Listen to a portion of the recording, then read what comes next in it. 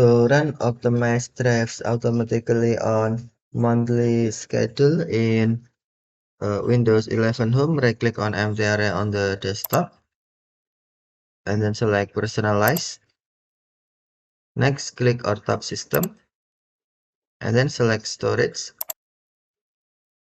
Tap or click Advanced Storage Settings, and then scroll down the screen. Select Drive Optimization,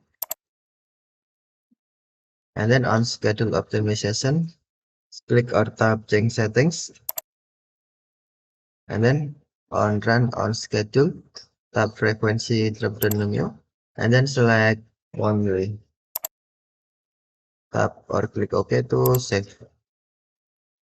Now, drafts are being analyzed on a scheduled cadence and optimized as needed frequency only. Okay, thank you for watching. Have a nice day.